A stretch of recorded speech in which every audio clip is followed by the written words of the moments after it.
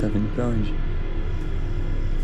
O filme, ele traz essa coisa do realismo fantástico que ele aborda, né? Essa coisa desse romance de um cowboy com um motoqueiro é uma coisa que o público gay já embarca de cara, assim, já tá predisposto a embarcar nesse romance. Uma referência do universo do motociclista foi o The Wild One, né? Com o Marlon Brando. O Daniel me passou assim, tipo, constrói a imagem mais ou menos dessa forma. Sendo que eu acho que se eu fosse adotar a linha, assim, tipo de personalidade do personagem do Marlon Brando, assim, dentro daquele filme, a personagem do Marcelo ia terminar tornando-se um pouco canastrão, assim, Você quer tipo... dizer que você não fez o que eu pedi? Não. É isso que você está dizendo Eu agora? fiz em partes, né? Eu fiz em partes. Eu sou muito magrinho, não dá pra eu fazer um Marlon Brando. O que foi?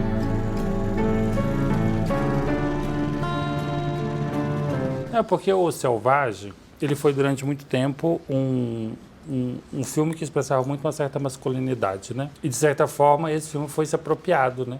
Pela cultura leather, né? E aí como a gente tem esse jogo, né? Dentro do filme de se apropriar de gêneros muito heterocentrados, como, né, o western, por exemplo, né, tinha um pouco esse jogo também, né? Esse motoqueiro que chega nessa cidadezinha, mas aí a gente traz para dentro desse código que o personagem, na verdade, é um homem gay, né? E qual foi a última vez que o senhor viu seu companheiro? Há 3 dias. E é muito interessante essa idealização, né, desse romance na primeira parte, para justamente poder criar o contraste com a segunda parte do filme, né? A gente trabalha muito com esses clichês, né, do relacionamento perfeito. Então é esse casal que se conhece, ele se acidenta e aí eu levo para minha casa e vou cuidar dele.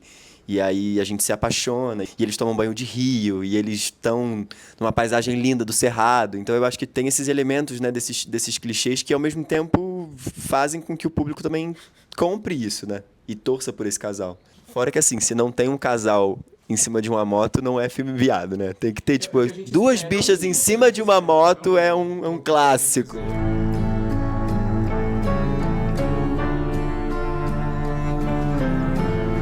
A primeira parte ela tem esse teor idílico, mais onírico, e a segunda parte é muito mais pé no chão, muito mais material, então ela está mais próxima, assim, dentro da realidade. Acho que põe o público em xeque, né? E pergunta, o que é que o público quer? Ele quer ver um sentimento forte de emoção, assim, mesmo que seja romântico, mesmo que seja bobo, né? Um clichê, né?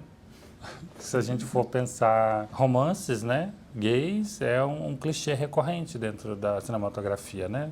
Só 2, assim, famosíssimos, né? O Brokeback Mountain e O Reino de Deus, né?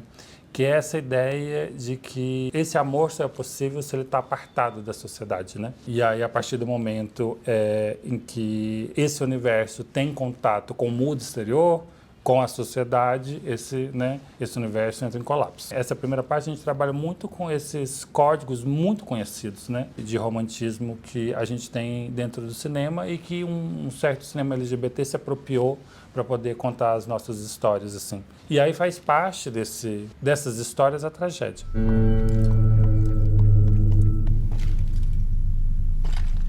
Porque o filme trabalha com contraposições, né, o tempo inteiro, né? Campo, cidade, essa coisa mais idílica, essa coisa mais realista, porque faz parte também dessa proposta dessa mudança do personagem, né? O protagonista que é o Antônio, no primeiro momento, que é um personagem idealizado, e na segunda parte, ele é também uma pessoa muito obscura. Ele não faz necessariamente só coisas boas, assim. O senhor já teve algum amante? Foi um projeto que me levou para um universo totalmente diferente do que eu tô acostumado, né? Eu nasci e cresci no Rio de Janeiro, e aí, de repente, me aparece um personagem que leva uma vida completamente diferente da minha. Então, eu sinto que eu pude realmente explorar muita coisa e mergulhar de cabeça nesse processo. Foi um processo muito rico. A gente foi, né, para Goiás, a gente A gente teve um processo de preparação e de pesquisa muito longo. Foi um presente, para usar um clichê, já que a gente tá falando de clichê.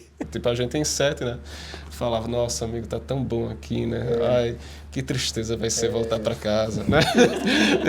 Quero ficar mais aqui, né? Com essas vacas. Eu já falei pro Daniel que uma vez por ano eu tenho que ir a Goiânia. Na soledade. Entendeu? Uma vez por ano, porque depois a gente fez o Pequenas Tragédias no ano seguinte, que tá em finalização agora. Já tô querendo me naturalizar.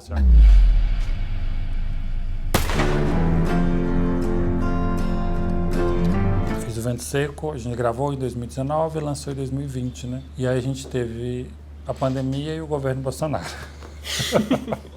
E aí a gente filmou o Apenas Coisas Boas, assim. Eu acho que eu fiquei muito pessimista. E eu senti também que eu envelheci. E eu acho que essas duas coisas influenciou Apenas Coisas Boas. Por isso que talvez ele seja diferente, né? Em tantos aspectos, né? De, por exemplo, né? O Mr. Leather, ou o próprio Vento Seco, assim. Apesar do Apenas Coisas Boas passar, de certa forma, dentro do mesmo universo que tal o Vento Seco, assim. É um filme que, de certa forma, é mais subjetivo. Seu Marcelo ficava com ciúmes do Eduardo. Eu acho que hoje as pessoas têm mais consciência do que é o queer. E eu acho que isso fez com que várias pessoas que já faziam cinema queer passassem a dizer que fazem cinema queer. E eu acho que isso criou uma sensação que a gente tem mais filmes, né? E eu acho que não é necessariamente isso. Eu acho que é mais a identificação. Uma das grandes riquezas, né, quando a gente pensa em cinema LGBT e cinema queer no Brasil, é o fato de ser muito diverso. Se a gente for fazer recortes de outras cinematografias, não são tão plurais quanto a nossa. A gente tem, né, no Recife, a gente tem no Sul, a gente tem no eixo Rio-São Paulo, a gente tem no Norte. Eu acho que faz que o cinema queer brasileiro seja tão diverso, tão rico e referência, né?